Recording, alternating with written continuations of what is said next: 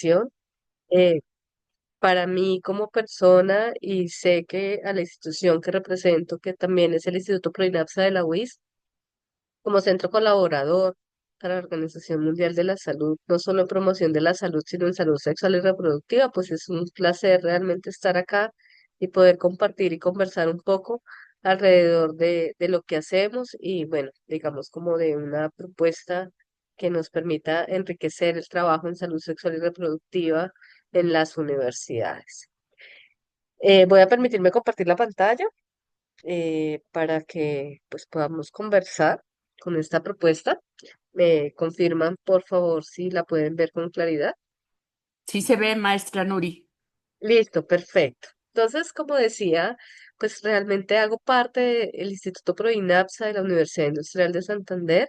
Es un instituto que este año ya cumple 40 años desde su fundación y que desde siempre ha venido haciendo una apuesta en ese trabajo alrededor de la promoción de la salud. Por ello somos centro colaborador para la Organización Mundial de la Salud en nuestro país. Y somos centro colaborador no solo en promoción de la salud, sino en salud sexual y reproductiva, que creo que es un aspecto demasiado importante y que realmente une mucho en el tema que vamos a conversar el día de hoy.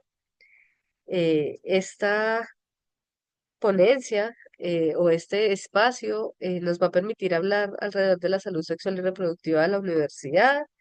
Y entonces, para iniciar, quiero hacerles una pregunta que pueden contestarla, ya sea a través del chat o pues abrir sus micrófonos para que realmente sea muy interactivo, para que desde ahí podamos realmente juntos consolidar y construir el conocimiento. Entonces, la invitación es a pensar en esa primera vez que alguien les habló sobre sexualidad de forma respetuosa y sin prejuicios, que recuerdan y cómo se sintieron en ese momento, pero debe tener esa condición. Hablar de sexualidad de forma respetuosa y sin prejuicios.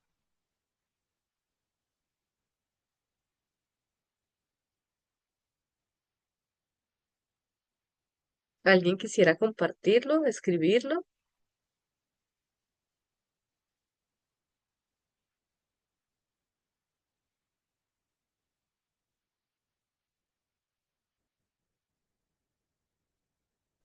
¿No? Eh, Por ejemplo, Hola, señora. buenas tardes. Hola, Verónica. Buenas tardes.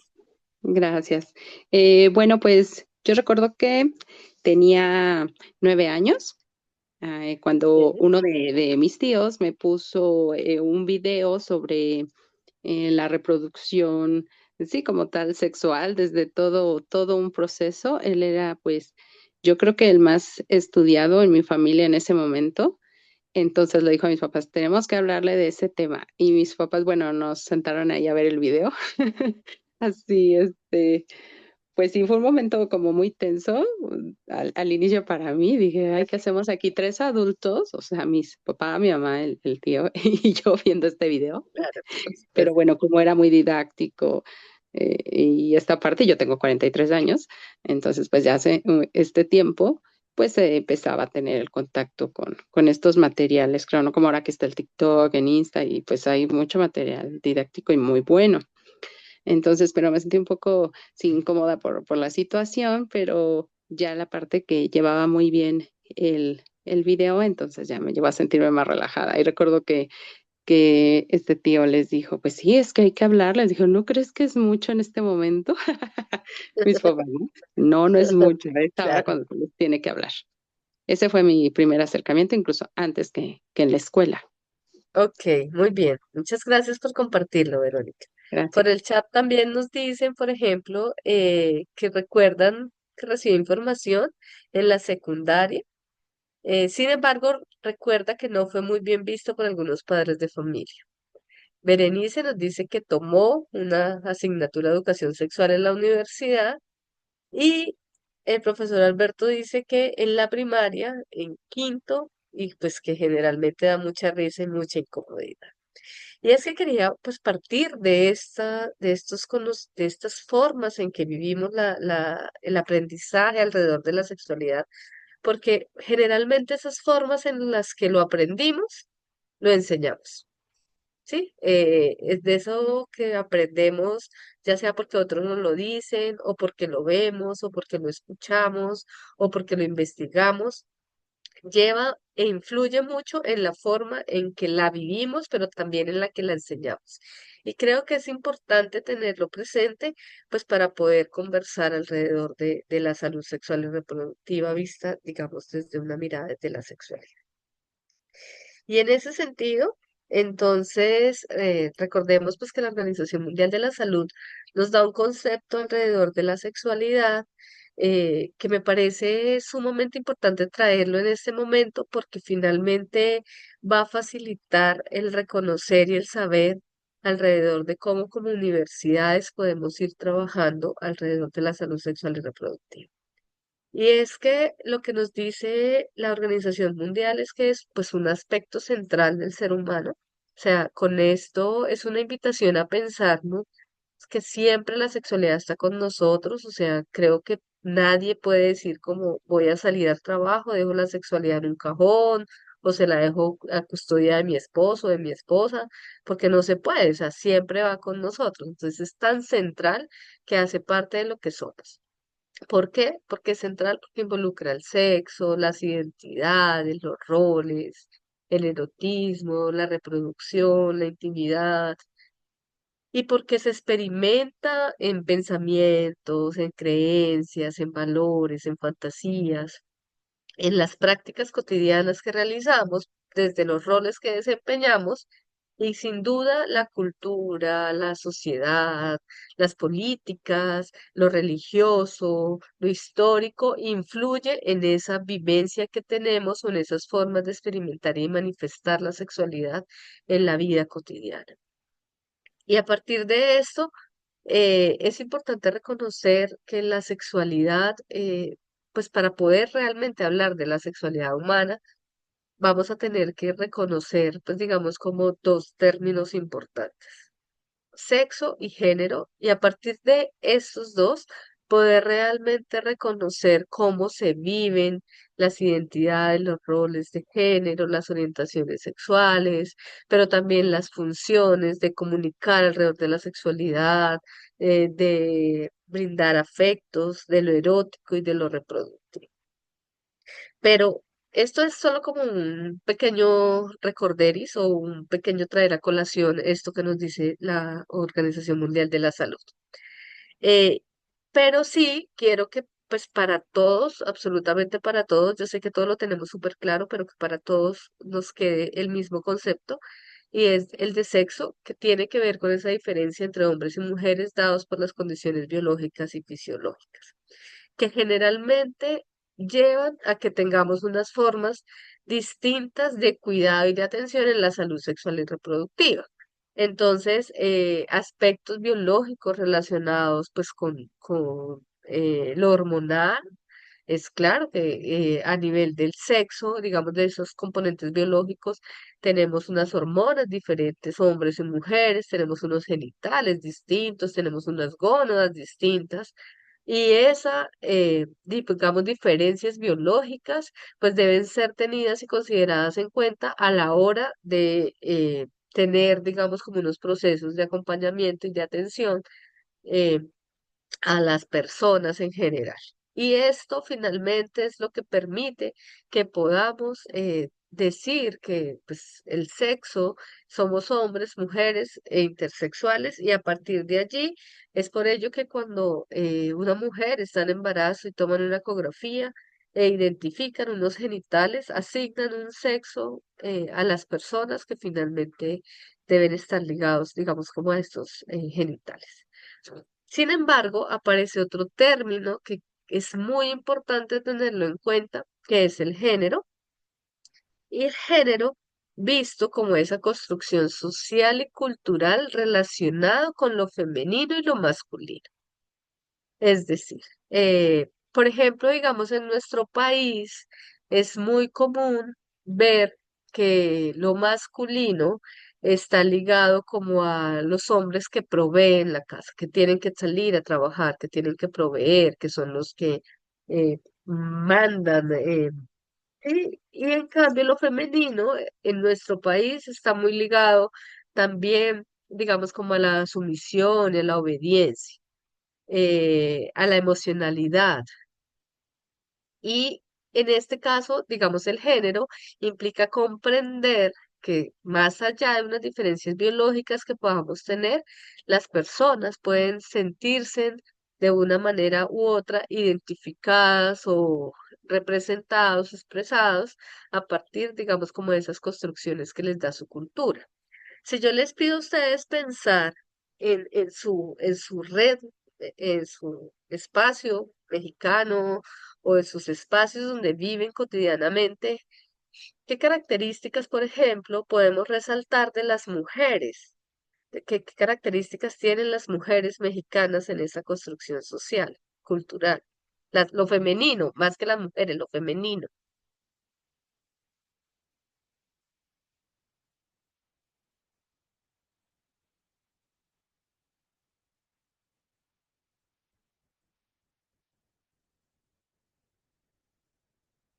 ¿Qué podrían decir? A ver, por acá por el chat. ¿Hay alguna respuesta? Ok, los colores claros, cálidos, lo delicado, perfecto. Y de lo masculino, algo que pudiéramos resaltar en esa construcción social y cultural. Ok, desde las emociones, lo rudo, la fuerza. Ok, perfecto. Y es que cuando empezamos a identificar estas construcciones sociales y culturales, empezamos a notar que desde lo masculino y lo femenino, pues hay unas formas que se esperan que también existan unos comportamientos. Y el género, a su vez, tiene como, digamos, estas categorías a su interior. Uno, la identidad, es decir, cómo yo internamente, individualmente, me percibo, me identifico, me siento, y que esto puede estar ligado o no al sexo asignado al nacer. Es decir, yo puedo nacer con vagina, pero me siento identificado con lo femenino y me comporto como tal. Pero puede ser que haya alguien que nace con vagina, pero se siente identificado mucho con esas construcciones sociales y culturales masculinas y se expresa como tal. Entonces, esto tiene que ver con la identidad y puede estar ligado, sí o no, al sexo asignado al nacer. El segundo componente es la expresión. Si yo me identifico con mi sexo asignado al nacer o con mi género social, pues lo que yo espero es que de la misma manera me exprese, es decir, que me vista o que, no sé, mantenga el pelo de alguna manera. Por ejemplo, pues en nuestro país es muy común que las niñas tan pronto nacen o están muy pequeñitas, de una vez lo primero que uno hace es abrirle huequito en la oreja, pues para ponerle aretes, ¿sí? Entonces, ¿para qué generalmente lo hacemos en las familias? Pues para que cuando uno las lleve a la calle y alguien la vea, pues uno diga, ¡ay, es niña! Sí, y a partir de ahí, pues, entonces estas expresiones están muy ligados con eso que aprendemos de lo femenino y de lo masculino. Hace unos días hacía un ejercicio con mis estudiantes universitarios alrededor del tema y se reflexionaba un poco en cómo la expresión, por ejemplo, en los hombres, abrirse un hueco en la oreja sí hacía parte de las decisiones propias. ¿Sí? Generalmente los papás no le dicen, ay, acaba de nacer, voy a ponerle a mi niño un pendiente porque me gustaría verle el pendiente. Lo hacemos, digamos, lo pueden hacer por decisión propia. Entonces, esto está muy ligado a esas expresiones. Y la última, que son los roles o comportamientos culturales de género, que tiene que ver con esas conductas, prácticas o costumbres que se han establecido, digamos, durante muchos años, que deben cumplir los hombres o las mujeres. Y ahí va eso que hablábamos ahora, ¿sí? Los hombres son fuertes, los hombres trabajan, los hombres hacen este tipo de acciones en las escuelas de enfermería es muy común ver que la mayoría de mujeres, que la mayoría de estudiantes son mujeres, porque el cuidado, por ejemplo, ha sido una práctica ligada a lo femenino. Entonces, lo que uno espera generalmente encontrar en las escuelas de enfermería son mujeres. En las ingenierías, por ejemplo, son hombres, y más si son ingenierías, por ejemplo, como ingeniería civil, ingenierías de petróleo, o algo así, pues espera uno que sean hombres porque son de trabajos más fuertes. Una cosa importante que tienen los roles es que pueden ser transformados, que se pueden modificar y que los podemos ir transmitiendo. Entonces ya encontramos hombres docentes, por ejemplo, hombres enfermeros, hombres que también aportan al cuidado de su hogar, mujeres que deciden manejar vehículos, mujeres que deciden asumir puestos de liderazgo, eh, que deciden estudiar también ingenierías. Y es que, bueno, más adelante cuando lo conversemos vamos a ver que eso es muy importante en los procesos que hacemos en las universidades también para ofrecer las posibilidades de desarrollo en torno a estas conductas o comportamientos de género. Y aunque no está ligado al género, me parece súper importante traerlo a colación para que lo tengamos, digamos, como con claridad, es que la orientación sexual, que pues tiene que ver con la atracción física, emocional, erótica y afectiva que sentimos hacia otra persona, puede ser del mismo sexo género, de un sexo género distinto, de los dos, o bueno, o con identidades diversas. Entonces, estos conceptos realmente los quise traer porque son importantes para el avance de nuestra conversación durante hoy. Y adicional, pues también las funciones de la sexualidad, aclarando, pues digamos que estas funciones pues van a depender de las personas, independientemente de su identidad, independientemente de su sexo, independientemente de su orientación sexual, y que hacen parte, digamos, como de esas funciones que nos permite la vivencia de la sexualidad per se. La reproductiva, pues que tiene que ver, digamos, como todo el componente de la maternidad y la paternidad, ya sea para tenerlos o no, lo erótico que tiene que ver con todo lo placentero, lo afectivo que tiene que ver con el establecimiento de vínculos, lo comunicativo que tal vez es la función que sí o sí tiene que estar presente para poder vivir las otras, y que finalmente todas conduzcan al bienestar. Em, y entonces, en ese sentido, les voy a invitar a escanear el siguiente código QR en el que les voy a invitar a responder esta pregunta. ¿Qué temores, dudas, preocupaciones o barreras sienten o han sentido al hablar sobre sexualidad? Ya sea desde lo personal, desde lo familiar o desde lo profesional. Pero quisiera que estos temores, dudas o preocupaciones las expresaran en torno a todo, en torno al sexo, en torno a la identidad de género, en torno a las orientaciones sexuales, en torno a las funciones reproductivas, eróticas de la sexualidad, para que realmente podamos, digamos, como hacer un ejercicio interesante. Igual yo les voy a enviar el link por por el WhatsApp, perdón, por el chat del Zoom para que lo podamos ingresar quienes no hemos podido. Voy a permitirme compartir.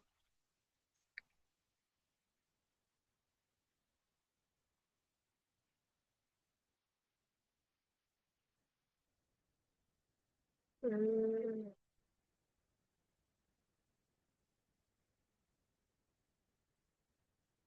Esto me salgo por acá un minuto. No dice. Ahí se puede escanear con el que tenías, Ah, con ok, el que listo, perfecto. no tiene Igual lo ningún voy a, problema. listo, perfecto. Igual lo voy a enviar por el chat para que, y voy a compartir la pantalla de esta presentación en Menti para que podamos ver esos preocupaciones, temores, barreras que ustedes sienten o han sentido en algún momento de sus vidas alrededor de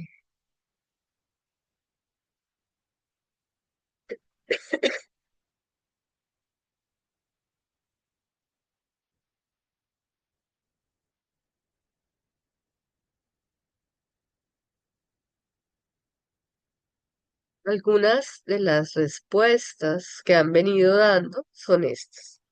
Entonces, por ejemplo, dicen que uno de los pues, preocupaciones, temores o dudas está relacionado con el ser juzgado, con la falta de confianza, con la inseguridad, con la pena, con la desinformación. Vamos a dar un segundito más a ver qué más nos sigue apareciendo.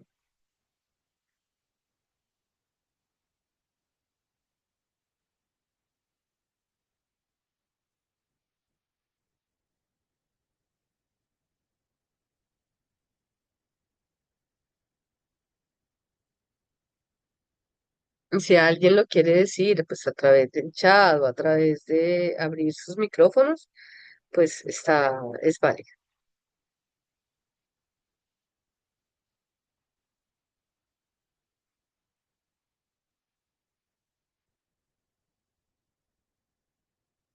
Bueno, entonces, digamos que el pensar también en qué dirán, la vergüenza, van apareciendo ahí dentro de esas barreras o preocupaciones que pueden aparecer para hablar de sexualidad. Si notan, el que más se resalta es falta de confianza, es porque varias personas pusieron esa palabra dentro de la información, digamos, como compartida. Y es que cuando nosotros decidimos hablar de sexualidad o lo que nos han mostrado, la experiencia, pero también la literatura, es que la falta de información influye mucho en lo que yo voy a decir alrededor de la sexualidad, pero también la falta de confianza en lo que sé puede ser fundamental en estos procesos de educación para la sexualidad. Adicional, otra de las mayores preocupaciones que aparecen es que como seres humanos tenemos unos imaginarios alrededor de quién puede vivir la sexualidad. Entonces creemos, por ejemplo, que los jóvenes, si deciden vivir la sexualidad, es porque ya van a tener una vida promiscua. Es lo primero que se nos viene a la cabeza. Es que si yo les enseño de sexualidad, es muy probable que vayan a empezar a tener relaciones con una, con otro. Que si es joven, mínimo, mínimo, mínimo, me va a resultar con un embarazo, me va a resultar con una infección de transmisión sexual. Y entonces ahí les pregunto, en la universidad, ¿cuáles son esas principales preocupaciones que ustedes tienen alrededor de la sexualidad de sus jóvenes universitarios?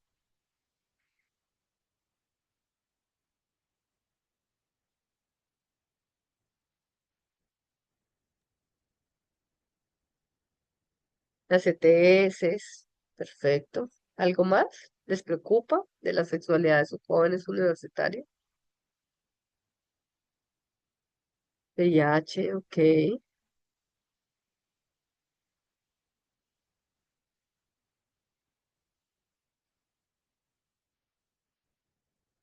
ok. La mayoría están poniendo VIH. Vanessa, dale, adelante. Vi que levantaste la mano.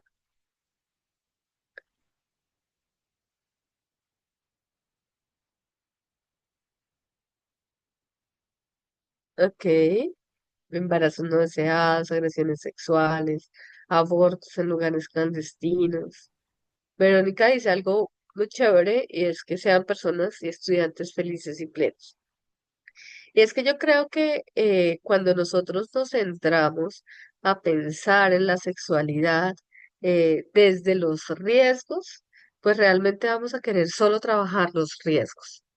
Pero cuando empezamos a ver la sexualidad con esa mirada positiva de que tiene unas formas de vivirla desde lo reproductivo, desde lo afectivo, pero que en eso influye esos aprendizajes culturales y sociales que tenemos, pues obviamente vamos a poder darle una mirada mucho más positiva a la sexualidad y por qué no trabajar en eso que Verónica nos propone y es cómo logramos que realmente puedan trabajar en torno a ser felices y a tener bienestar.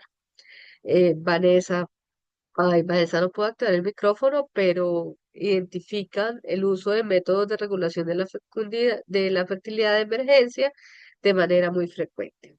Y sí, para nadie es un secreto que los adolescentes y jóvenes, digamos, tienen unos procesos donde van viviendo, digamos, como su sexualidad, también mediados por el flujo hormonal que tienen, por poder, digamos, como tener una forma de, ay, se me fue la palabra, ay, como de desafiar a la autoridad. Entonces la vivencia de la sexualidad, pues es esa forma de desafiar a la autoridad. Bueno, mis papás no quieren que yo tenga novio o novia, pues más rápido lo voy a tener.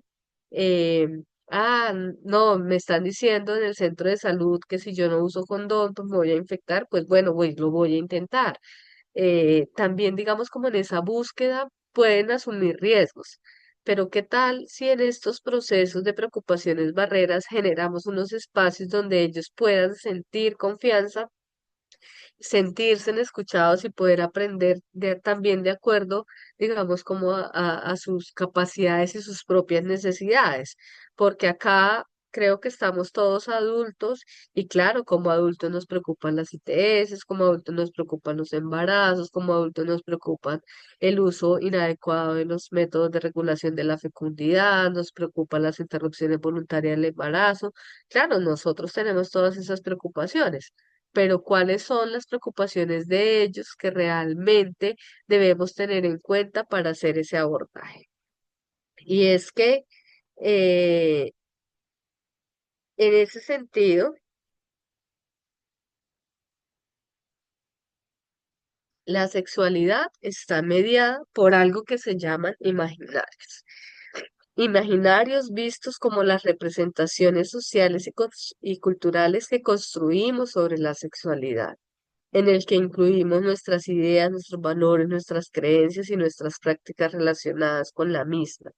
Es decir, si yo considero que tener una pareja del mismo sexo está mal, pues es probable que desde ese imaginario, si yo veo a una pareja del mismo sexo, tomados de la mano, pues yo asumo unos comportamientos diferentes contra esa persona, pero también está mediado en esas ideas y en mi idea está que todos los adolescentes viven una vida loca alrededor de la sexualidad, pues es probable que desde esa idea yo busque trabajar solo alrededor del riesgo. eh, y desde esas creencias, pues influya mucho, digamos, como en la forma en que yo también vaya a educar alrededor, digamos, como de la sexualidad. Estos imaginarios generalmente los aprendemos de manera pasiva, es decir, nadie me tiene que estar diciendo a través de una cátedra, por ejemplo, que algo está bien o mal. Sin embargo, en el diario vivir, en lo cotidiano, en los espacios de desarrollo, de estudio, de trabajo, las personas lo aprenden porque lo ven. Sabemos, pues, por la mayor evidencia científica y de estudios, que estos jóvenes que crecen, por ejemplo, en hogares violentos, tienden a ser violentos en su juventud y en su adultez porque lo aprendieron de niños. Las mujeres que aprenden y asumen comportamientos sumisos, es muy probable que en su infancia, en su casa, hayan visto estos comportamientos sumisos de sus madres. Eh, Hemos visto, por ejemplo, que el embarazo adolescente, cuando se es hijo de de un embarazo adolescente, en la adolescencia, pues es probable que yo repita este patrón en mi etapa adolescente. También los aprendemos de manera acríticamente, es decir, no pensamos si este comportamiento que estoy ejecutando o esta concepción si está bien o es porque así me lo dijeron y así simplemente está bien porque alguien me lo dijo. Y la fuerza de repetición finalmente hace que se vuelva costumbre. Y esas costumbres, cuando las llevamos a los distintos espacios de socialización, desde la escuela hasta la universidad, pues lleva a que realmente esos imaginarios influyan en la vivencia de la sexualidad. Y es que tenemos unos imaginarios de formas en que esperamos que hombres y mujeres se expresen, pero también se comporten. Y cuando vemos algunas formas distintas de expresión o de comportamientos, también incluidos las funciones de la sexualidad, por ejemplo, esperamos que todas las mujeres para sentirse realizadas tengan hijos e hijas. Pero cuando escuchamos a una mujer decir que no quiere tener hijos, que no ve en su proyecto de vida la posibilidad de ser madre, la juzgamos y generamos señalamientos diciendo como, pero entonces, ¿dónde va a quedar tu éxito? ¿Dónde va a quedar tu realización como mujer? Y ese es el problema de los imaginarios y desde mi experiencia creo que es acá donde necesitamos empezar a generar unas acciones de transformación que faciliten el poder avanzar en que nuestros adolescentes y jóvenes no desarrollen conductas sexuales de riesgo, pero que tampoco se vean mediados o guiados para hacer la vulneración, digamos, como de sus derechos sexuales y reproductivos. En ese sentido, eh, los imaginarios alrededor de la sexualidad que influyen fuertemente en el desarrollo de conductas sexuales de riesgo y en la vulneración de derechos sexuales y reproductivos, pues sí o sí van a influir en la salud sexual y reproductiva de esa persona o de esas personas allí involucradas. Solamente pues traje como algunos ejemplos de conductas sexuales de riesgo que las vemos nosotros y que me parece sumamente importante tenerlas en cuenta porque van a facilitar finalmente también el abordaje luego como universidades promotoras de la salud y como entidades que hacen parte de esos procesos integrales de educación, especialmente educación en sexualidad. Un ejemplo son las relaciones sexuales sin protección o con protección a medias, ¿sí? Adolescentes que deciden tener, jóvenes que deciden tener relaciones sexuales sin condón, por ejemplo, que cambian de parejas estables cada semana o cada mes, eh, las múltiples parejas sexuales, entonces sabemos que en la etapa universitaria muchos jóvenes pues tienen pareja, novio, novia, bueno, amigo con derecho, bueno, con todos estos palabras que le ponen a estas relaciones y ellos la consideran estables y son estables 2 meses y en esos 2 meses de estabilidad pues deciden no usar ningún método de protección ante una infección de transmisión sexual y resulta que terminaron esa relación y vuelven y generan una relación estable nuevamente en poco tiempo y esas multiplicidad de parejas sexuales en el marco de una estabilidad que a veces es dada también, digamos, como desde los imaginarios, puede llevar a conducir unas prácticas sexuales de riesgo. Pero también sabemos que el consumo de alcohol u otras drogas antes del sexo, sexo en este caso visto como las relaciones sexuales coitales, pues influyen mucho en esa mirada que se da de los riesgos que se puedan vivir, porque para nadie es un secreto que el consumo de alcohol u otras sustancias pues minimiza la percepción de riesgo que se pueda tener. Por último, digamos como esas conductas impulsivas y no planificadas que pueden tener los jóvenes y los adolescentes en la medida en que a veces consideramos que este es el momento, solo tenemos este espacio, nadie nos está viendo ahora, aprovechemos los 5 minutos que nos dejaron nuestros padres solos, o aprovechemos este espacio pequeñito en que nos podemos encontrar, no tenemos, pues digamos, métodos de protección, pero tenemos que aprovechar, es el espacio de aprovechar. Pero adicional, hay algunas formas de vulneración de esos derechos sexuales y reproductivos que sí o sí influyen, digamos, como en estas condiciones alrededor de la salud sexual y reproductiva de nuestros jóvenes. Uno, pues es la falta de conocimiento y educación sexual. No sé en México, pero en Colombia desde hace muchos años, nuestras leyes invitan a que desde la escuela, desde que ellos entran al preescolar, empiecen a ver algunos temas relacionados con educación sexual.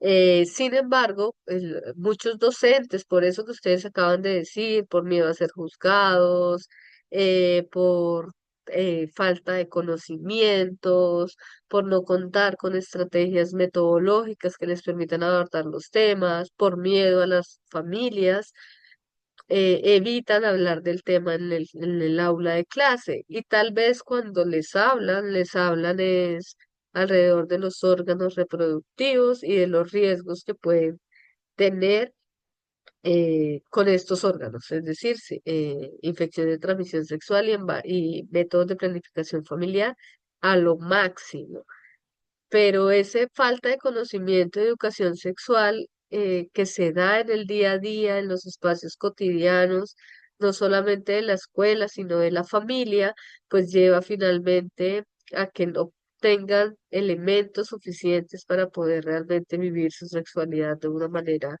mucho más consciente y clara. Otro, las barreras para el acceso a los servicios de salud sexual. Hay muchos espacios donde ese acceso a los servicios de salud sexual para adolescentes y jóvenes se ve limitado. Eh, Hemos mejorado, pues digamos, por ejemplo, en nuestro país con algunas normas y leyes que les permiten después de los 14 años acceder por lo menos a la información en esos servicios de salud sexual. Sin embargo, les pedimos que vayan en algunos casos con adultos, les pedimos un montón de documentación que lleva a que pues yo no quiera ir a esos servicios de salud sexual, ni siquiera recibir información y bueno, que solamente quiera estar, digamos, como averiguando la información por internet o con amigos o en la farmacia a lo máximo. Eh, Tenemos otra dificultad grande en estos ejemplos de vulneración de derechos y es que los jóvenes no saben o no han logrado desarrollar esas habilidades sociales, especialmente esas habilidades sociales ligadas a la negociación en pareja. eh, a veces pueden tener toda la intención del uso del preservativo, pero no saben cómo negociar con su pareja el uso de ese preservativo, porque mi pareja no quiere, pero yo sí, pero entonces prefiero decirle que bueno, que no lo usemos para evitar conflictos.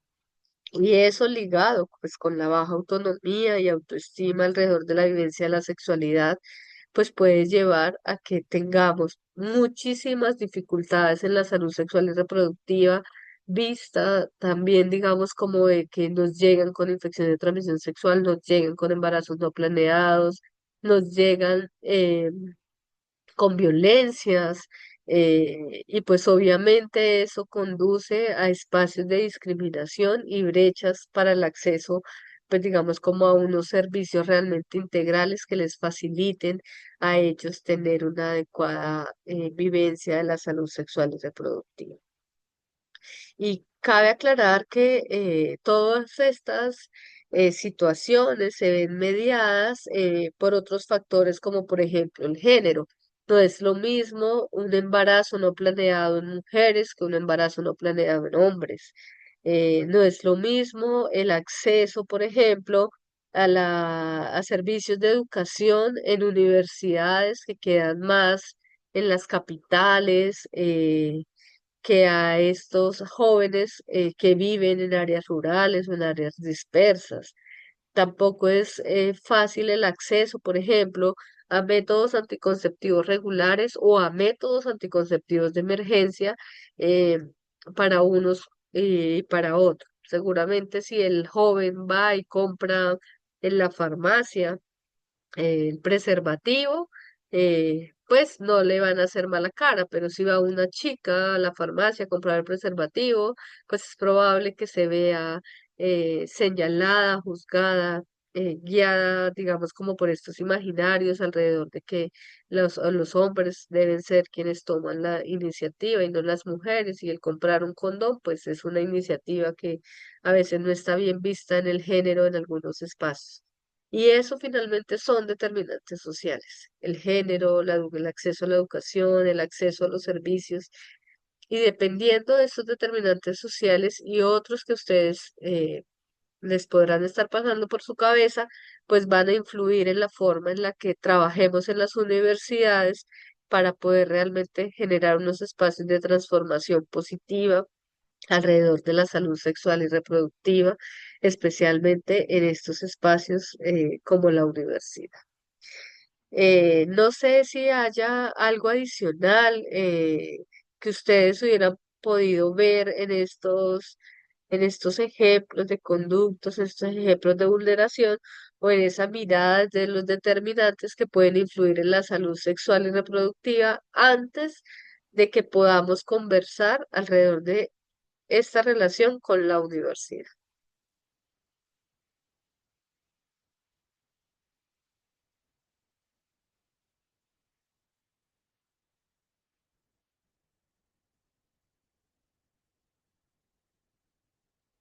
Dale, Berenice, te escuchamos.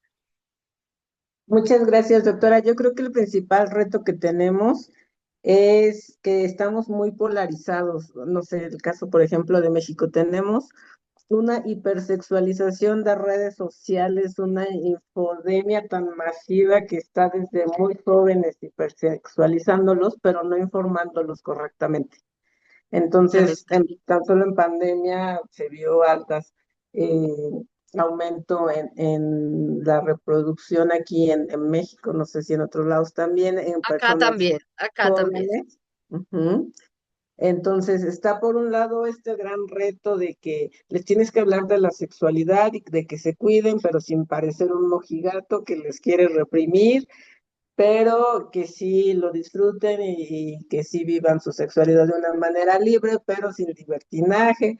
Entonces, yo creo que uno de los retos que tenemos, no todos, porque yo confieso que aquí hay muchas personas muy jóvenes, pero esta brecha en la edad que también nos pone una barrera en la comunicación, en la manera en la que los jóvenes se expresan, creo que le está metiendo grados de dificultad, sobre todo a estos temas, ¿no? Porque Sí, de vamos acuerdo. aparte con una cuestión cultural, una cuestión incluso familiar de cómo abordan esos temas en sus medios y cómo llegan aquí particularmente a las universidades y a las facultades, pues a estos entornos que a veces en vez de ser protectores son de riesgo, entornos de Como riesgo. dices, como dices, Berenice, creo que el auge tecnológico que hemos tenido en el último tiempo, pues es que ya ve uno que a los niños desde que nacen básicamente les dan una tablet o un celular. Y cómo, digamos, esa posibilidad de control real, pues hay muchas familias y muchas personas que realmente no lo hacen. Y esa posibilidad de acceder a la información a través de las redes sociales, a través de la internet, eh, pues no la podemos controlar, no la podemos controlar todo el tiempo. ¿Y cómo entonces debemos a partir de ahí garantizar que les podemos generar unos espacios donde se puedan sentir escuchados, donde se puedan sentir que les resuelven las dudas para que no busquen la información a través de estos medios que puede haber información real, pero que puede haber un sinnúmero de información falsa que influye finalmente en esas vivencias de la sexualidad. Porque, pues, no es de negar, en Colombia también hubo un pico de aumento en el embarazo, en la adolescencia, especialmente en la pandemia. Decíamos que cómo iba a haber picos si todos estábamos encerrados, pero precisamente ahí digamos que siempre se encontraba la manera. De hecho, yo tengo una hija de la pandemia, sí, por lo mismo, porque pues uno dice como, pues, ¿qué más hago? ¿Sí? Entonces, ¿cómo? Y si eso pasa en adultos, ahora imaginen en los adolescentes, en los jóvenes, poder salir después de la pandemia a ver esos primeros encuentros con otros, pues también fue un poder despertar y poder vivir y poder, digamos, manifestar eso que nos pueden reprimir en esos espacios de desarrollo como en la casa, por ejemplo. Eh, Sí, y por ejemplo, esto de las redes sociales es que creo que nos tenemos que sumar a estas tendencias con contenido que sea lo suficientemente llamativo para competir, porque sí estamos compitiendo con todos estos influencers o todas estas ideas que se tienen, que en 30 segundos vas a aprender un tema y todo esto. Y creo que personalmente lo acepto como profesionista de la salud y en esta facultad también veo una tendencia a que nos estamos rezagando en el uso de estos medios. Les tenemos miedo, les tenemos aversión por estos cambios también yo creo que generacionales que tenemos mucho aquí y nos tenemos que sumar a esa tendencia, pero con contenido que les sea de utilidad a los chicos, porque de otra manera creo que la vamos a tener muy difícil. de acuerdo, de acuerdo. Bueno, entonces ya para continuar, también previendo, digamos, como todo el desarrollo del tiempo, en la universidad es importante reconocer que en este espacio es donde tal vez los jóvenes pueden realmente explotar todas sus dimensiones, lo cognitivo, lo social, lo emocional, pero también lo sexual. O sea, es el espacio donde ellos realmente dicen como, wow, aquí puedo ser quien realmente quiero ser. Y entonces necesitamos reconocer que tienen esas dimensiones y por lo tanto abrir el espacio para que desde todas se pueda trabajar. A veces en las universidades trabajamos mucho en lo cognitivo, pero se nos olvida un poco trabajar esas otras dimensiones que componen a sus seres humanos y más a los jóvenes. Pero también la sexualidad en la juventud, en los espacios de la universidad, se vive intensamente, intensamente en de muchas miradas. Una en torno, digamos, como a la identidad sexual, a la orientación sexual, a los vínculos afectivos que ellos pueden crear, al reconocer qué límites pueden generar. Y esto, digamos, que influye de manera significativa en esas formas, digamos, como de vivir la sexualidad intensamente.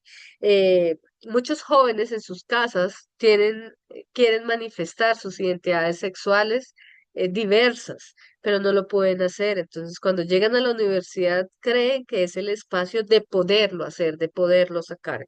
Lo mismo la orientación, lo mismo la generación de vínculos afectivos y es allí donde necesitamos hacer un trabajo también fuerte de acompañamiento para que realmente lo puedan hacer, por supuesto, de manera libre, pero también, digamos, sin afectar sus propias libertades y capacidades. Pero en la universidad también invisibilizamos la sexualidad. Tratamos de trabajarla fragmentada, limitándola a la prevención de los riesgos. Lo dijeron ustedes un poco en torno a sus preocupaciones de sus jóvenes. Nos preocupan las ITS y los embarazos. Nos preocupan los métodos anticonceptivos. Pero ¿qué pasa con las otras preocupaciones que pueden estar ligadas a la vivencia de la sexualidad? Como por ejemplo, hablando de tendencias, la tendencia es a que en pareja somos tóxicos.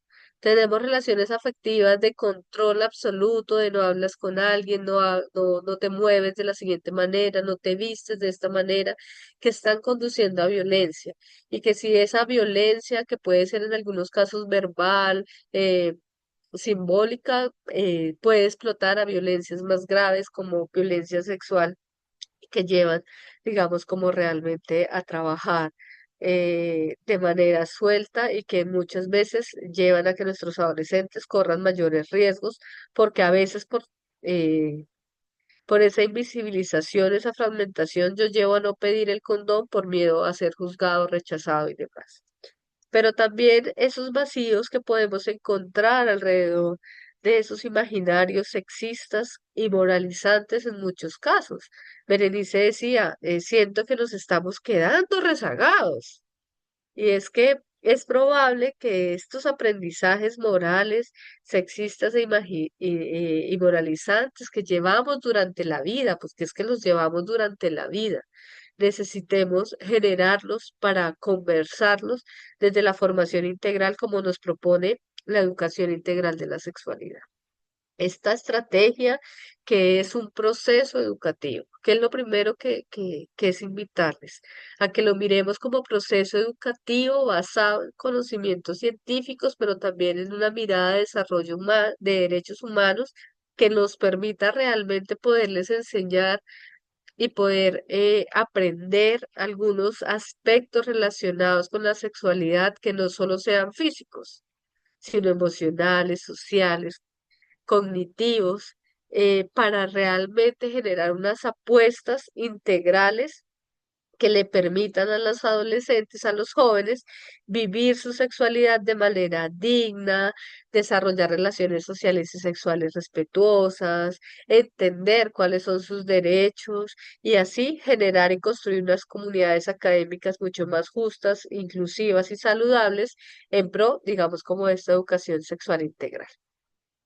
Esto lo traje solamente para decirles que a veces pensamos que la educación integral de la sexualidad es hablar de sexo y de relaciones sexuales, de que muchas veces está parado en mitos, prejuicios, que otras veces se limita a hablarles de la importancia de la abstinencia, que otras veces negamos o invisibilizamos esas emociones alrededor de los placeres sexuales, por ejemplo, que puedan tener. eh, y en algunos casos, pues digamos, esto nos olvidamos de generar unos espacios de participación que podamos realmente visibilizar y facilitar la articulación. Pero necesitamos recordar que esa educación integral de la sexualidad debe buscar realmente poder generar, voy a pasar a poder generar unos espacios donde los derechos humanos sean la base. Y cuando hablo de derechos humanos también sexuales y reproductivos, donde las personas les podamos enseñar sobre su autonomía, alrededor de sus propios cuerpos, donde les podamos enseñar alrededor de las libertades, pero como también les enseñamos alrededor, por ejemplo, la toma de decisiones alrededor de la vivencia de tener o no tener hijos, de lo reproductivo. Debe tener unas características especiales en que debe luchar en pro de trabajar alrededor de la equidad de género para disminuir esas brechas o esos estereotipos que muchas veces nos llevan a que podamos tener hombres y mujeres las mismas posibilidades de desarrollo en los espacios en los que nos encontramos, pero que también debe ser adecuada al contexto y a la cultura, porque cada cultura, cada contexto, cada espacio de desarrollo es diferente y los debemos tener en cuenta. No todos tienen la necesidad de hablar de uso de condón.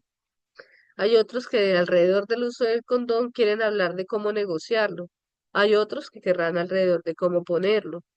Hay otros que querrán alrededor de cómo poder acceder a ellos a través de los sistemas de salud. Y dependiendo de eso, pues tenemos que mirar cómo abordamos esas necesidades de información que requieren nuestros jóvenes y adolescentes. Pero sobre todo debe permitirles desarrollar esas actitudes necesarias para apoyar esas elecciones saludables y la toma de decisiones de estos adolescentes. Solamente quise traer esta información a colación porque pues estas orientaciones técnicas internacionales alrededor de la educación integral de la sexualidad nos invitan a que trabajemos desde las relaciones humanas, desde cómo construir realmente relaciones sanas, para a partir de allí sí poder empezar a trabajar alrededor de esas habilidades para el bienestar y la salud, alrededor de entender cómo el género puede influir, por ejemplo, en las decisiones que tomamos en nuestros proyectos de vida, alrededor, por supuesto, de la sexualidad y la conducta sexual, pero también alrededor de cómo el cuerpo, como parte de nuestro vehículo hacia el desarrollo, debe tener unas posibilidades, digamos, en la vivencia de esa sexualidad de manera clara, específica y tendiente al bienestar principalmente.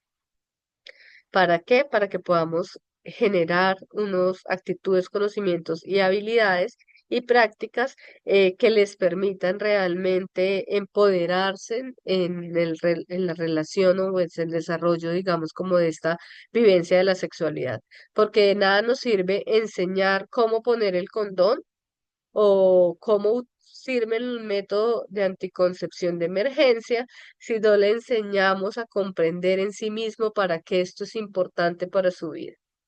Y menos si no les enseñamos unas habilidades para hacerlo posible, para usarlo adecuadamente.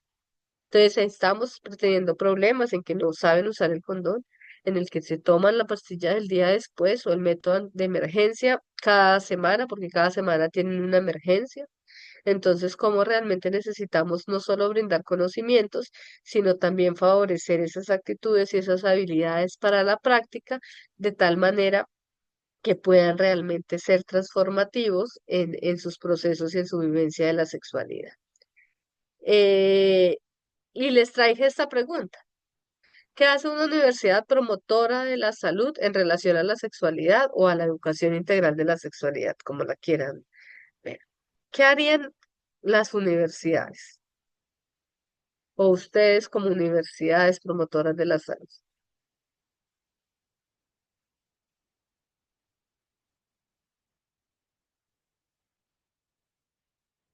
Los cocheros puede ser.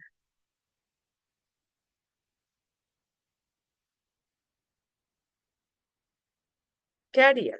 ¿O qué hacen? ¿O qué creen que hace una universidad promotora de la salud en relación a la sexualidad? Ah, ok, el profesor Alberto dice construir ambientes de respeto y confianza en cuanto a la sexualidad. Muy bien. ¿Qué más? ¿Qué más hace? Yo les tengo una propuesta y es que, bueno, recordemos que la promoción de la salud nos invita a verla desde la vida cotidiana y sobre todo a que las personas puedan participar en las decisiones alrededor de su salud. Y entonces, en ese sentido, la educación integral de la sexualidad o la sexualidad per se debe facilitar que en la vida cotidiana las personas puedan realmente generar actitudes saludables y comportamientos responsables alrededor de su sexualidad de manera autónoma y generando cuidado. Escriben también información, accesibilidad a métodos, orientar con respeto y confianza. Perfecto. Y es que de eso se trata. Se trata de que como universidades promotoras de la salud, que hacemos promoción de la salud en la vida cotidiana y que favorecemos que nuestros jóvenes y adolescentes logren participar de sus propias decisiones, vamos a generar, digamos, como unas propuestas. Una, que puedan incorporar en los modelos pedagógicos trabajar educación integral de la sexualidad, pero que no solo sea una cátedra, que no solo sea una clase de educación sexual en la que nuestros adolescentes de manera electiva puedan eh, aplicar, sino que, por ejemplo, en los currículos de manera transversal podamos trabajar algunas miradas alrededor, por ejemplo, del género, de las violencias, de las posibilidades de desarrollo, de las habilidades psicosociales para la vida, de la toma de decisiones que vayan a influir posteriormente, no solo en la vivencia de la sexualidad, sino ante cualquier riesgo que puedan presentar. Pero por supuesto también que nuestras universidades puedan tener unas políticas o unos protocolos claros. Un ejemplo, por ejemplo, para atender o sancionar las violencias, acoso y discriminación. En nuestro caso, en nuestra universidad tenemos un protocolo, una política institucional alrededor de las violencias basadas en género. Y ha sido un proceso largo, pero ha sido un proceso que ha venido buscando realmente trabajar alrededor de ese acoso y discriminación que se puede presentar en la vida cotidiana en la universidad. Pero también lo que decía el profesor Alberto Naum hace un momento, y es cómo generamos unos espacios físicos seguros donde prime el respeto y donde realmente nuestros jóvenes y adolescentes puedan sentir que ahí están bien. Pero también que los equipos, los docentes, los equipos administrativos, los equipos que nos colaboran en las universidades, puedan acompañar a estudiantes de una manera mucho más respetuosa, informada y empática. Porque una de las mayores dificultades que podemos tener como acompañamiento en estos procesos de educación integral de la sexualidad es precisamente que no sabemos cómo acercarnos a los adolescentes porque llevamos unos prejuicios establecidos contra ellos. Pero también impulsar la comunicación educativa que esté en línea de fomentar el pensamiento crítico y de tomar decisiones de manera informada.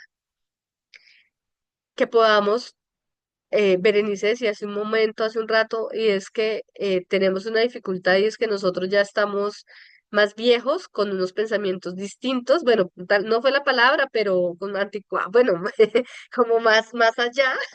Entonces, es importante, por ejemplo, hacer formación de jóvenes, para que puedan ellos con sus pares actuar como agentes multiplicadores para favorecer precisamente ese acceso a la información, vincularlos de manera participativa en esos espacios, pero también que podamos hacer alianzas institucionales e interinstitucionales que nos permitan generar unos procesos de organización de los servicios de salud y bienestar universitarios, especialmente en pro de estos adolescentes y jóvenes que llegan, de tal manera que podamos reconocer la sexualidad como parte del bienestar integral, que no sea como una preocupación más, sino que realmente sea como un aporte a generar unos espacios donde la sexualidad haga parte de lo cotidiano.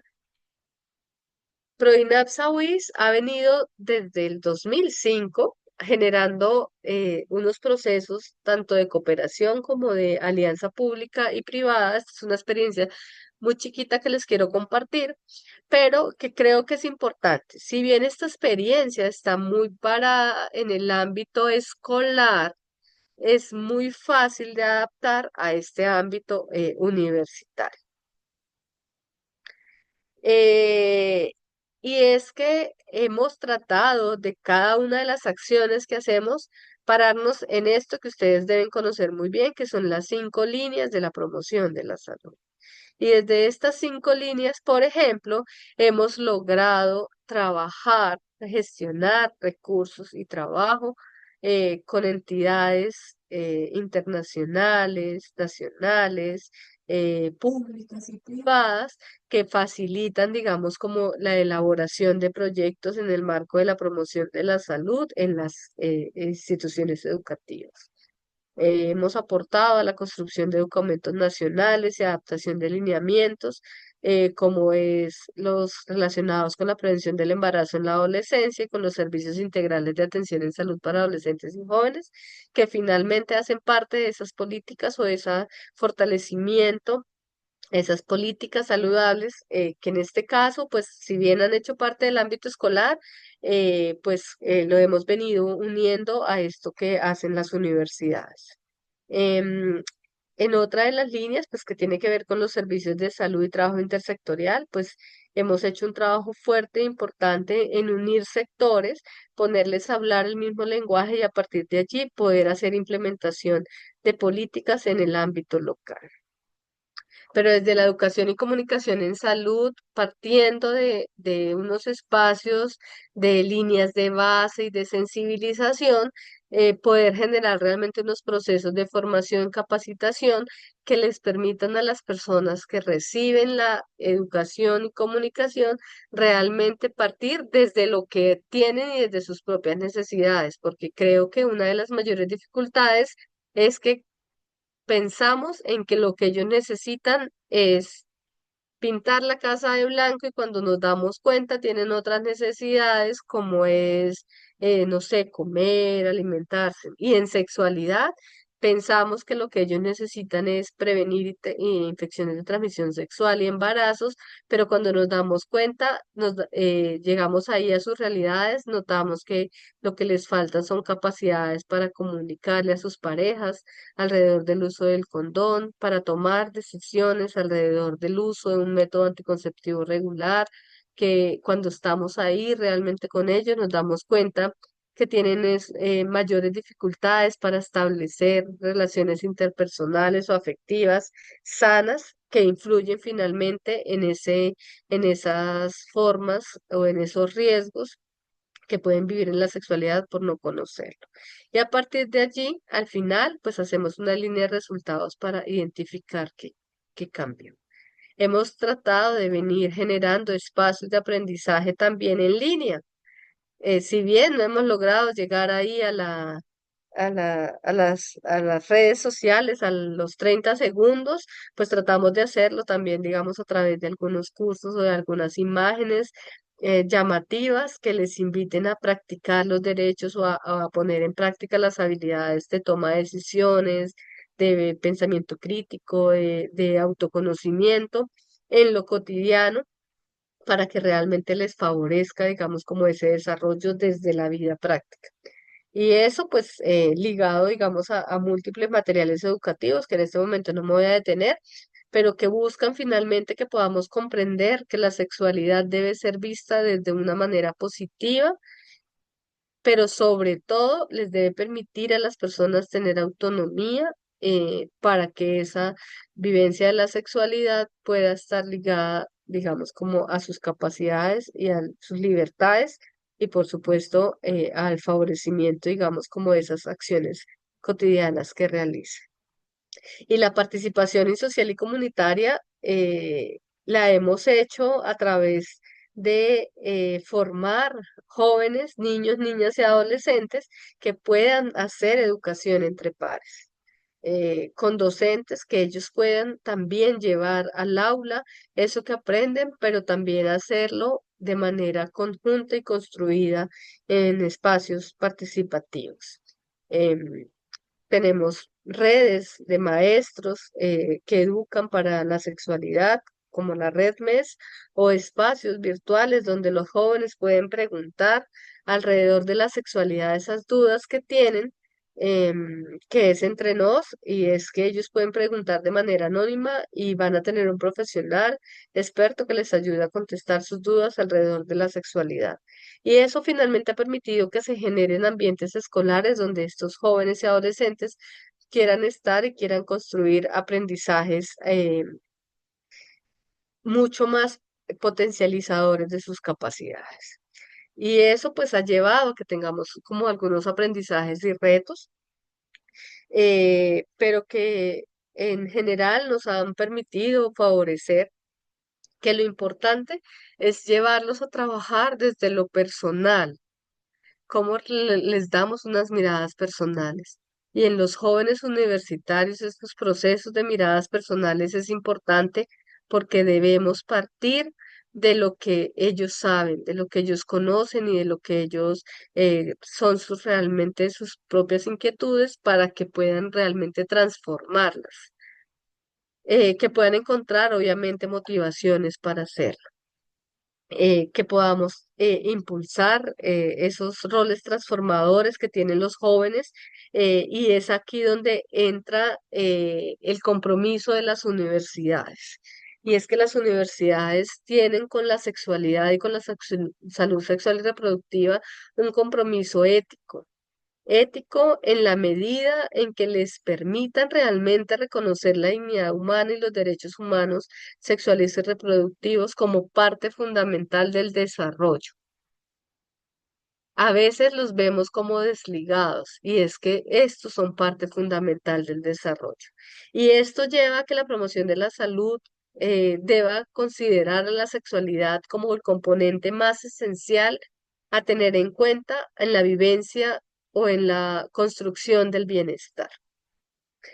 Sin embargo, también es importante reconocer que la garantía de los derechos humanos, sexuales y reproductivos favorecen no solamente el respeto por la diversidad, sino también el respeto por las identidades, las orientaciones, las diversas formas de amar, y que a veces en el currículo nos centramos en algunos temas claves partiendo de nuestras temores y dudas, pero se nos olvida que es importante también incluir estas formas de vivencia de la sexualidad y que a veces en la clase les hablamos de la importancia del derecho, pero cuando salimos se los vulneramos de manera explícita en ese currículo oculto que se ve allí en los espacios educativos.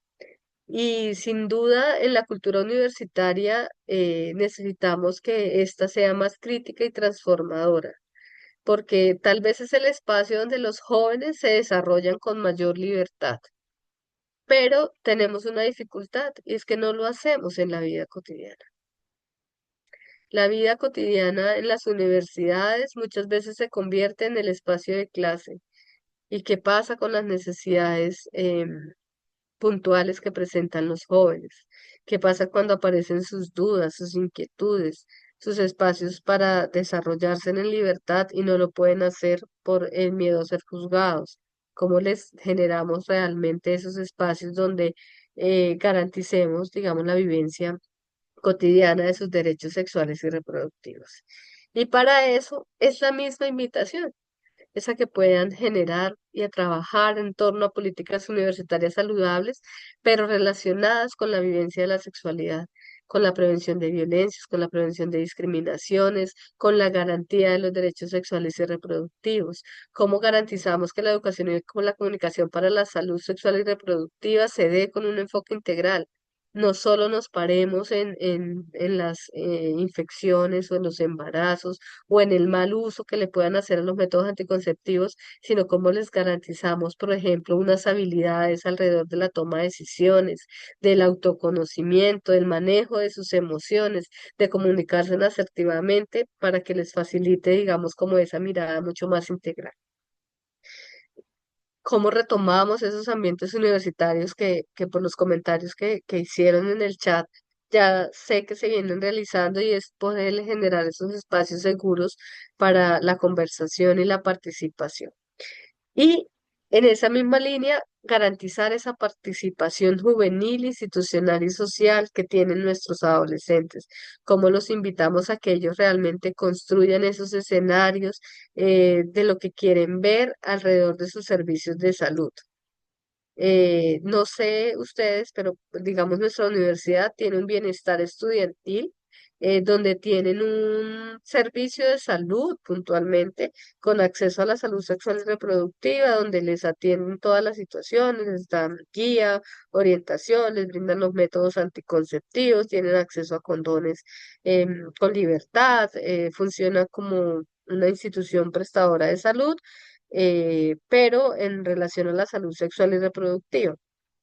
Sin embargo, muchos de los estudiantes de nuestra universidad dicen que pues una de las dificultades es que sí, allá les dan los métodos y demás, pero que poder encontrar esos espacios para esconderle el método a su mamá o a su papá, para que no los juzguen, para que no los regañen, y cómo realmente deberían también enseñarles esas capacidades para hablar en familia alrededor del uso de esos métodos anticonceptivos, entre otras sin número de actividades. Y entonces, ya para cerrar, quiero invitarles y proponerles este ejercicio. Y es que piensen en un cambio concreto que puedan hacer. En este Padlet van a encontrar como un pasemos del dicho al hecho. Y la invitación es a que puedan escribir una acción que ya hacen alrededor de ser una universidad promotora de la salud en relación a la salud sexual y reproductiva.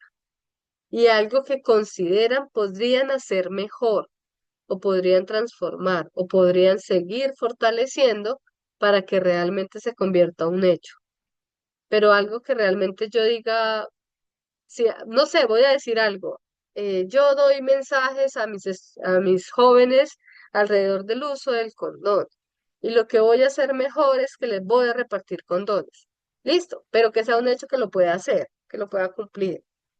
Pero pensémoslo desde estas 5 líneas que nos propone la promoción de la salud y que, bueno, lo podamos hacer alrededor de la salud sexual y reproductiva. Entonces, en un minuto, porque solo tenemos como un minuto, creo yo que ya el tiempo se nos está terminando, no sé cómo vamos de tiempo, em, pero que ustedes lo puedan escribir allí y que pues podamos compartirlo para que todos lo veamos.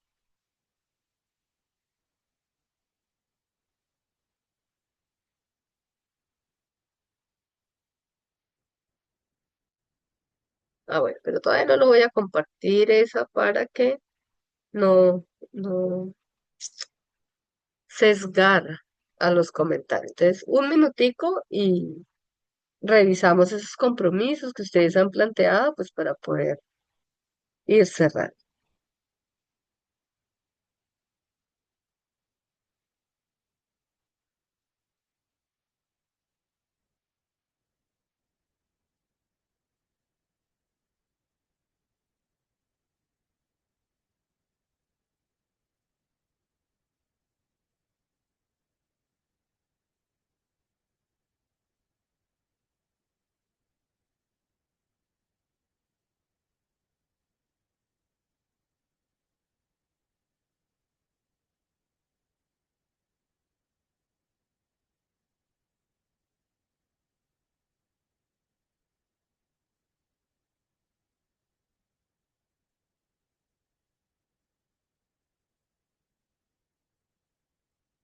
Listo, entonces algo de lo que ya vienen haciendo es orientar sobre la prevención de ITS, la distribución de preservativos masculinos y espacios de consejería.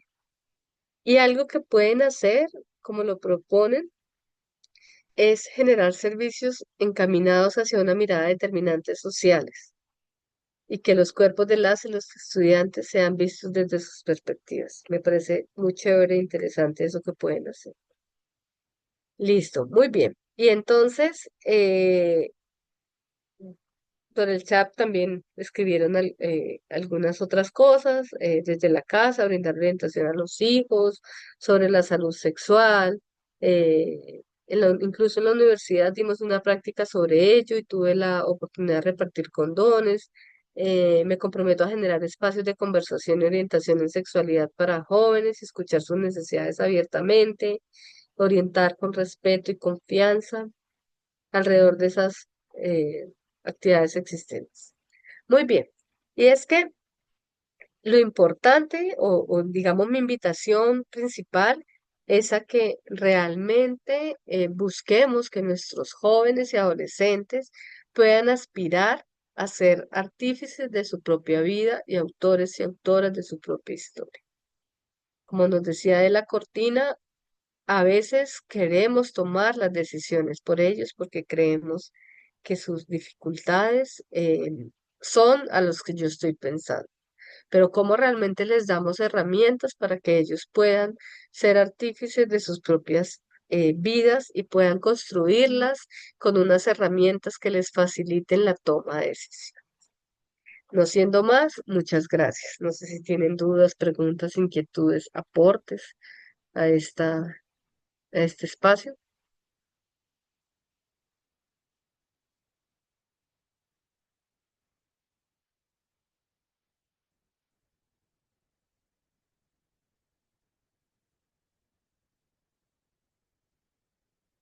Veo que también se comprometen a optimizar las estrategias de comunicación con información segura y fidedigna, fortalecer las alianzas. Ok. Entonces, no sé si tienen dudas. Escucho por allá una voz lejos.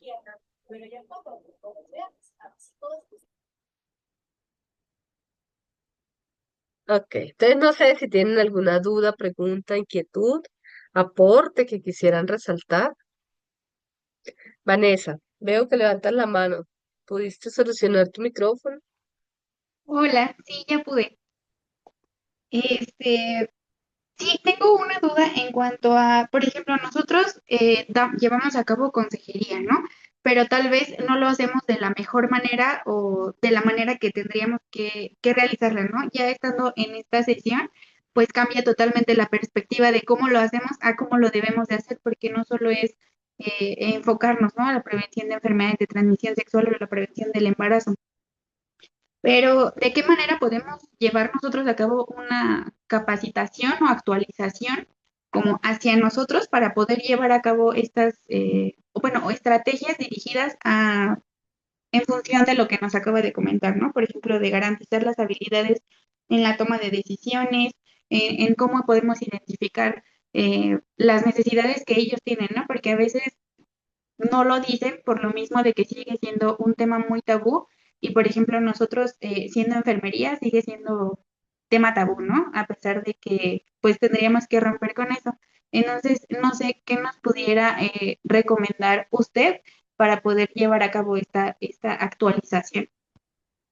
Bueno, muchas gracias. Yo creo y he venido haciendo, bueno, hemos venido haciendo desde Prodinapsa y de manera personal un ejercicio alrededor de realmente fortalecerme en las habilidades psicosociales para la vida, encontrarlas como las que nos propone la Organización Mundial de la Salud, encontrar espacios cotidianos para ponerlas en práctica y a partir de allí poderlas enseñar.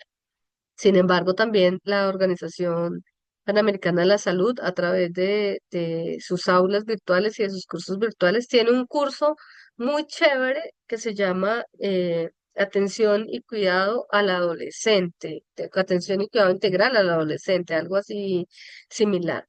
Y es un curso que invita a ver al adolescente de manera positiva o al joven de manera positiva para que a partir de allí se empiecen a generar unos cambios y transformaciones en esas conversaciones que tenemos con ellos. Y desde lo cotidiano, pues es importante, digamos, poder empezar a ver esos espacios en los que nosotros también pasamos de lo personal a lo profesional porque esos mitos, esos tabúes y esos miedos personales que tenemos, pues obviamente los vamos a poner en práctica en nuestras asesorías, en nuestras consejerías y acompañamientos. Y cómo necesitamos a veces despejarnos un poco de ellos para poder dar unas miradas mucho más integrales. Eh, y particularmente lo que te digo, trata de hacer un ejercicio consciente alrededor de cómo me estoy comunicando, por ejemplo. Porque a veces yo digo como, "Oh, hace unos días una chica me dijo, ay, es que no sé cómo decirle a mi papá que yo no quiero planificar". Y yo le dije, pero si tú estás teniendo relaciones sexuales, ¿por qué no quieres planificar? Entonces ella me dijo, es que yo no quiero ponerme ningún medicamento porque yo sé que uno queda embarazado teniendo relaciones sexuales por la vagina. Y todas mis relaciones son anales, por mi vagina nada entra. Y yo, "Oh, claro que yo apenas mi cabeza hizo pum y yo, ¿cómo me comunico yo asertivamente con esta adolescente para que ella reconozca, digamos, que también existen infecciones de transmisión, pero que es también un ejercicio de cuidado, bueno, digamos, como con su propio cuerpo, pero también de riesgos asociados a prácticas sexuales que creen que, porque realmente su miedo era no quedar en embarazo, pero todos sus otros miedos no existían.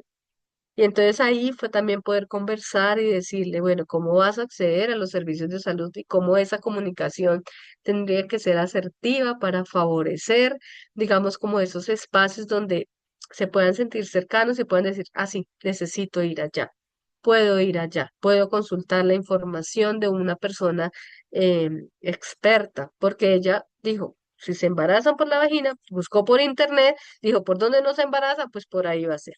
Y entonces a partir de ahí empezó a tener otras prácticas sexuales de riesgo distintas, porque pues, no tuvo la información precisa, que era un poco lo que conversamos ahora, sino que se deja llevar por lo que dicen las redes, el internet y demás, y a partir de ahí asumir unos comportamientos de riesgo. Entonces fue conversar y mostrarle formas de conversar y vincular a su familia, porque su mayor miedo era que su papá la fuera a regañar, que le fuera a decir algo.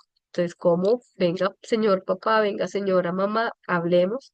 Y a partir de ahí también involucrar a la familia, que finalmente después la acompañaron porque aún no era mayor de edad, a que pudiera acceder a un método anticonceptivo regular, para que realmente pues pudiera evitar el embarazo, que era su mayor miedo, pero que también se protegiera alrededor, por ejemplo, las infecciones de transmisión sexual. Entonces, cómo realmente empezamos a trabajar alrededor de esas habilidades. Entonces, yo les invito a que las conozcan, que si no las conocen mucho, las estudien, que si ya las han estudiado y las han trabajado, las lleven a la vida cotidiana, no solo desde lo personal, sino desde lo profesional para poder transformar de un lado al otro. Gracias. A ti, Vanessa.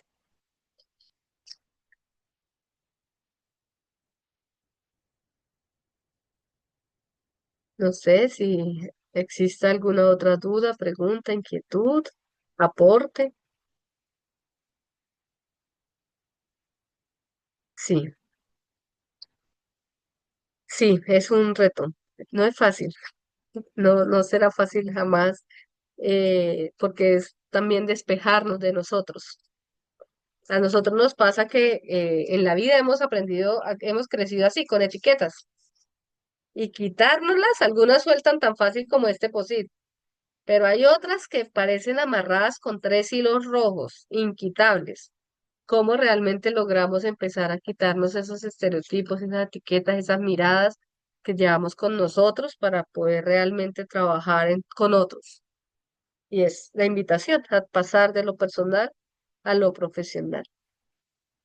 A mí también me da miedo y temor que estén tomando la pastilla el día después, como cada 8 días, por todos los riesgos, por supuesto. Pero ¿cómo tengo yo que no ir a decirle, cómo se le ocurre? Es que de verdad usted no piensa, así los quiera coger y darles correa. ¿Cómo poderles explicar y acercarme para que puedan comprender de que es un método de emergencia? Y a partir de allí que lo vean realmente en una emergencia y cómo pueden acceder, por ejemplo, a métodos regulares, pero desde un espacio de cercanía y acompañamiento para que no se convierta en una, que ellos no lo vean como es mi mirada de querer darles un correazo, sino que es mi mirada de cercanía y de acompañamiento para poder transformar estas prácticas.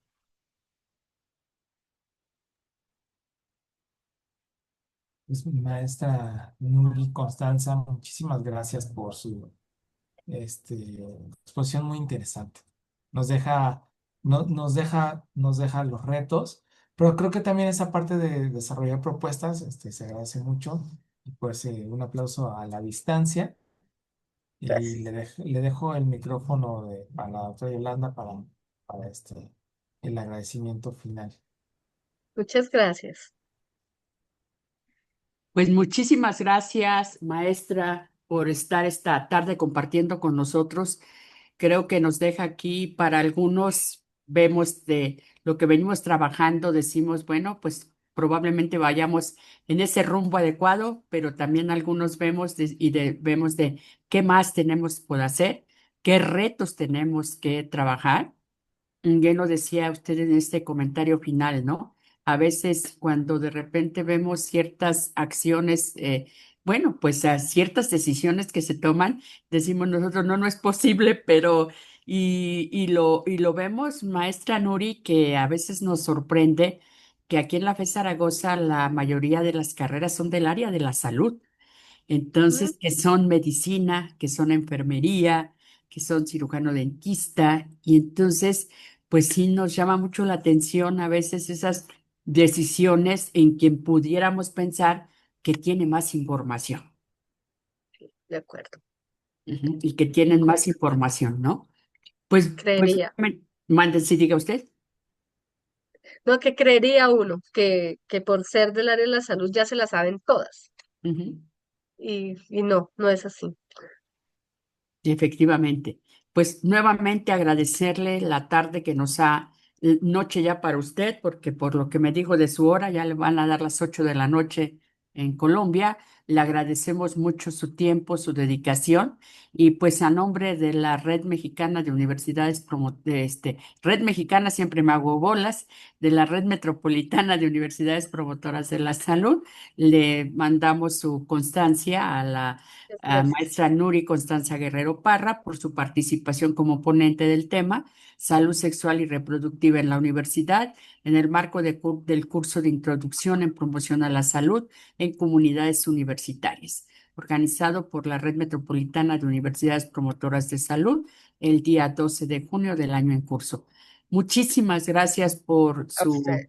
tarde y pues aquí veo a varios que estamos aquí aplaudiendo desde la distancia. Muchísimas gracias. A ustedes, muchas gracias por la invitación y por la oportunidad de compartir un tema que me apasiona. No pensé que me fuera a demorar tanto, la verdad. Yo en mi mente yo dije, no, no me va a alcanzar ni el tiempo, pero me apasiona mucho y qué bueno poderlo compartir y saber que hay interés de ponerlo en la práctica en las universidades y en lo cotidiano. Muchas gracias. Muchísimas gracias. ¿Algún mensaje más, maestro Naún? Muchas gracias, de verdad, a todos los profesores por la invitación que nos han cursado.